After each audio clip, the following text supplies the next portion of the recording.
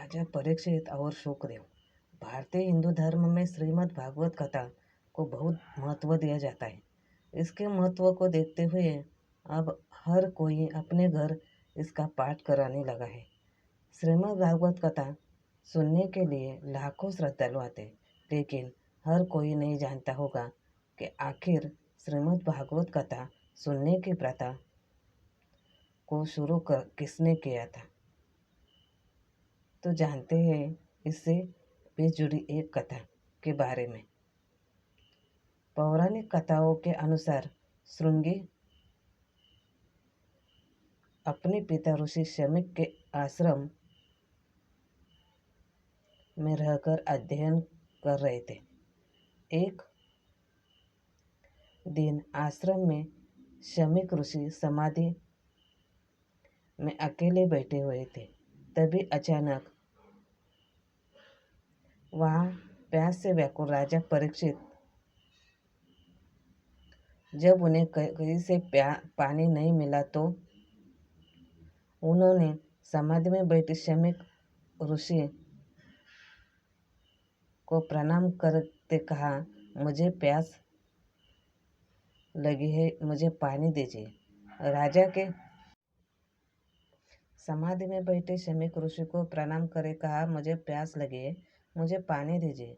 राजा के 2-3 बार कहने पर भी ऋषि ने उन्हें कोई जवाब नहीं दिया। लगा कि ऋषि ध्यान का ढोंग कर रहे हैं।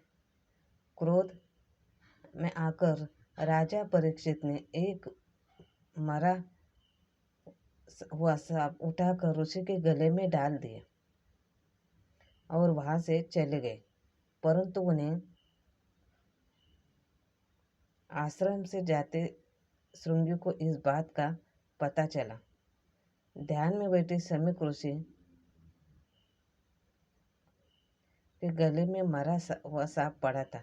यह देखकर ऋषि श्रृंगी को बहुत क्रोध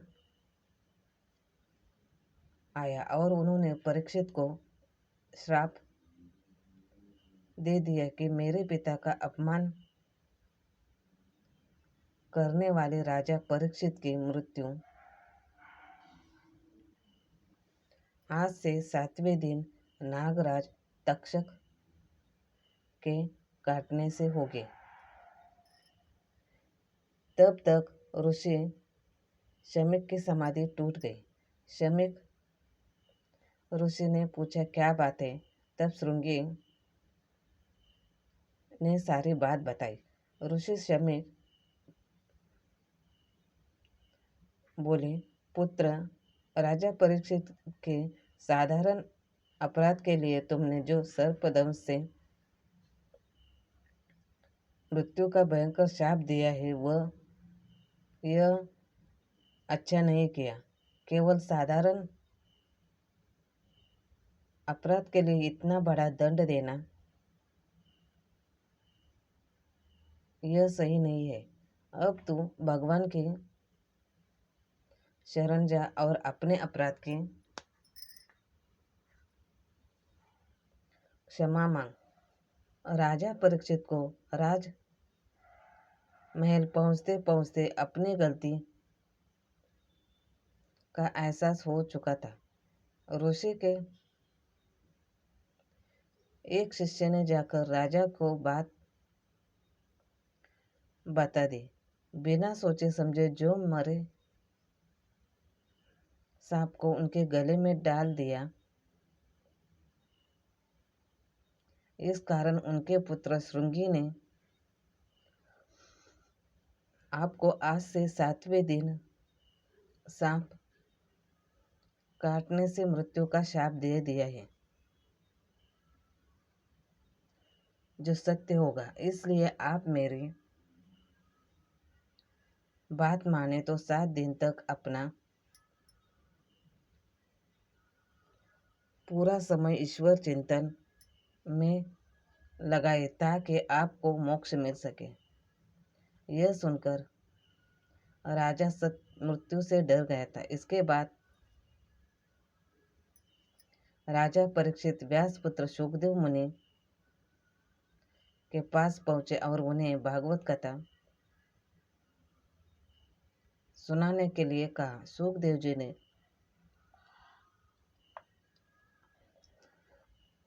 परीक्षित को 7 दिन भागवत कथा सुनाई। कहा जाता है कि तभी से भागवत सप्ताह सुनने की परंपरा प्रारंभ हुई थी। राजा परीक्षित को भागवत कथा सुनाते हुए सुखदेव को 6 दिन बीत गए और उनकी मृत्यु में बस एक ही दिन रह गया था। लेकिन राजा का शोक और मृत्यु का भय कम नहीं हुआ। तब सुखदेव जी ने राजा को एक कथा सुनाई। एक राजा जंगल में शिकार खेलने गया और रास्ता भटक गया। रात होने पर वह आसरा ढूंढने लगा। उसे एक झोपड़ी दिखी जिसमें एक बीमार बहेलिया रहता था। उसने झोपड़ी में ही एक और मलमूत्र त्यागने का स्थान बना रखा था और अपने खाने का सामान झोपड़ी की छत पर टांग रखा था। उसे देखकर राजा पहले तो ठिठका, पर कोई और आश्रय न देखकर उसने बहेलिया से झोपड़ी में रात भर ठहर लेने की प्रार्थना की। बहेलिया बोला, मैं राहगीरों को अक्सर ठहरता हूँ, लेकिन दूसरे दिन जाते समय वे झोपड़ी छोड़ना ही नहीं चाहते,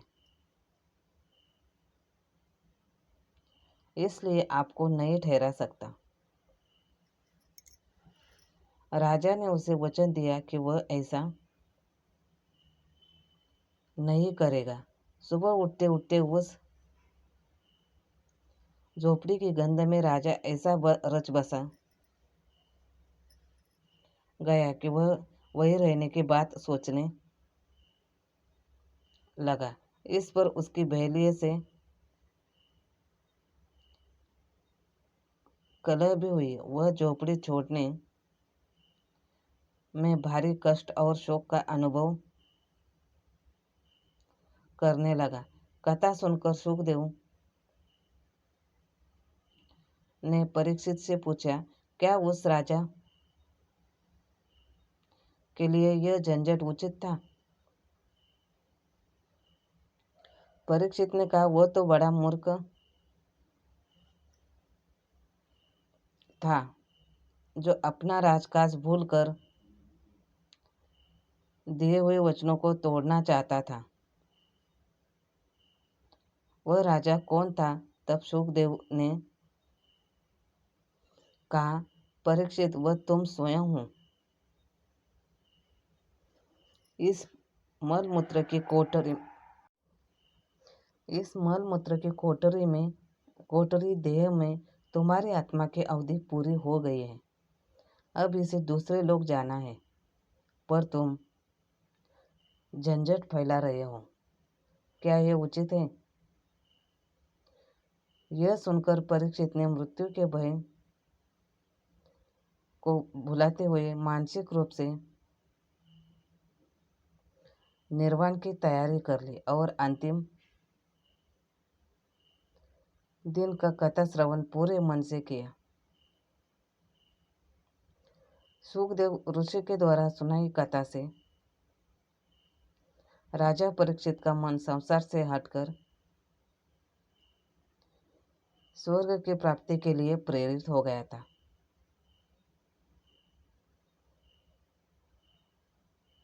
धन्यवाद। वीडियो पसंद आया हो तो सब्सक्राइब जरूर करें।